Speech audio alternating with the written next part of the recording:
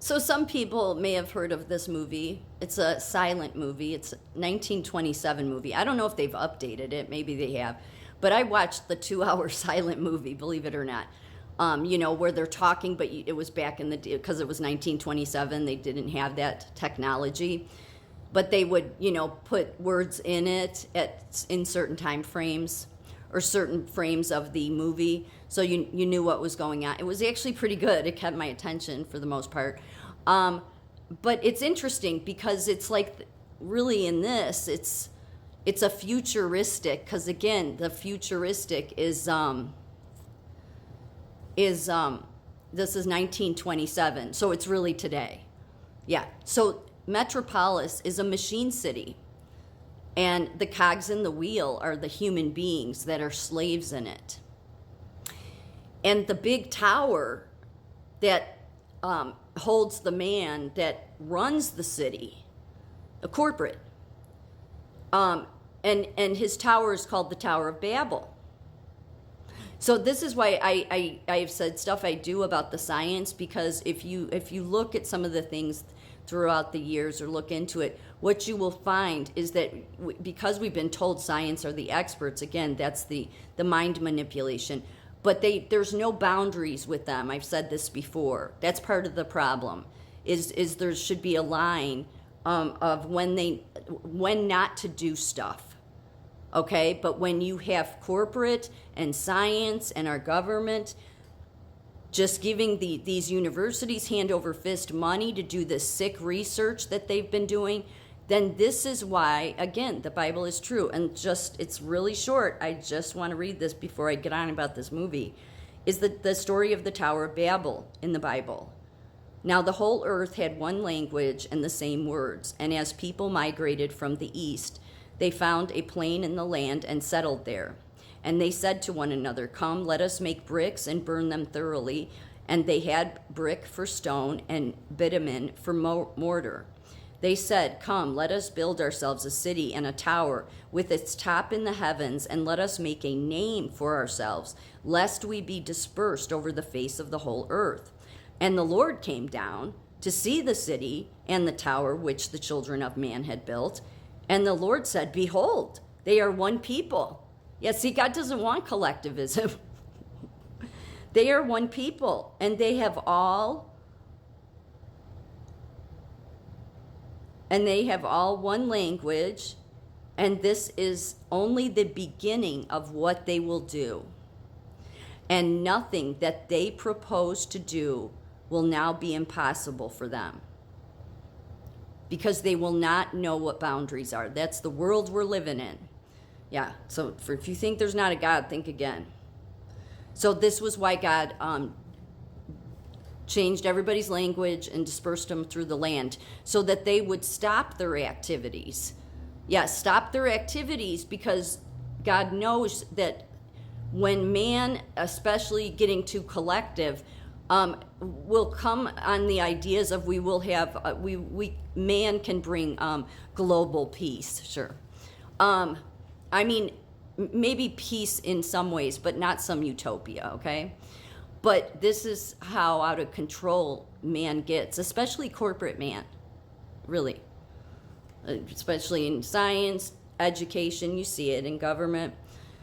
So this is like the story of Babel never ended, okay? Because instead of it being, the tower's built, okay, and the tower, the man that runs the city Metropolis, he lives in the tower, in the penthouses, and he works there too, but he controls the city, the machine city. Metropolis is a machine city, but it's human slaves that keep it going, and you see them in the machine city, turning things, and just their life is horrible. They're unhappy. So and the tower that the corporate guy lives in, the one that controls the city, it's called the Tower of Babel. He has a son that lives somewhere else in some garden and doesn't even know any other way of life except partying. And so the movie starts off with this woman, Maria, coming into his garden, and she has all these children surrounding her. And the children she has are the children of the parents of the workers in the machine city. And so they just stare at each other, and she just says, "These are your brothers. These are your brothers." So she leaves, and then he goes on this quest to find her. So he has to venture down into Machine City, down into it, to where the workers are at, and he's disgusted by seeing the conditions the workers are in. And he watches this big machine in front of him, some plant or something, overheat, and it killed a bunch of people. And that really traumatized him, and I think he fell. And then he had this hallucination of this machine opening its mouth, and then somebody leading a bunch of people that were tied with rope around them into the mouth of Moloch. That's what it said in the film, that they're feeding the workers to Moloch. So then he runs to his dad, who controls Metropolis, to let his dad know this is the conditions the workers are in, and that a bunch of them were just killed. And his dad doesn't care. You can replace any of them. Sound familiar? Sound like what we learned, pretty much. So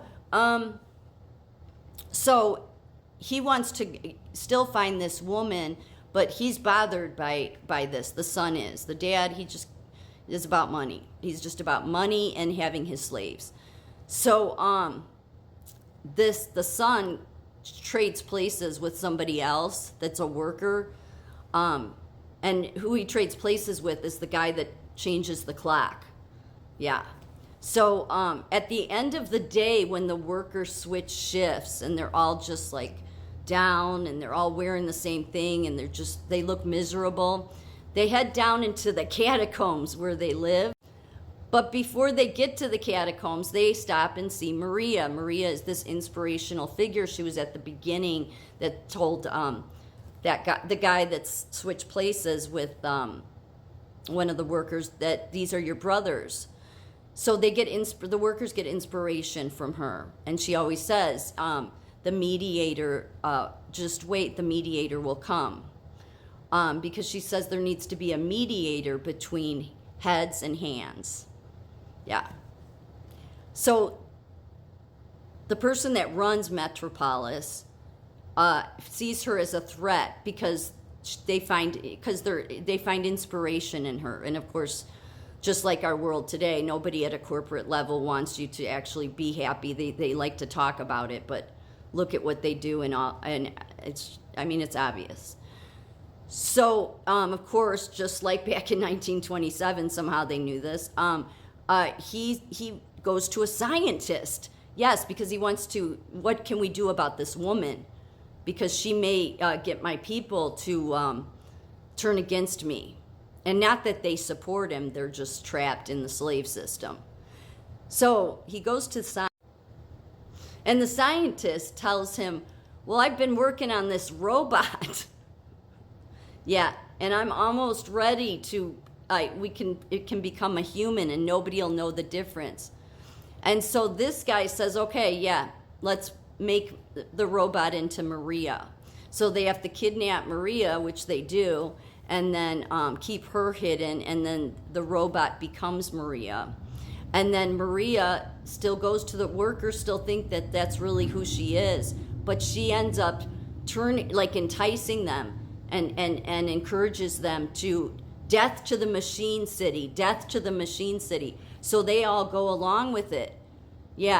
Because Maria changed a little bit.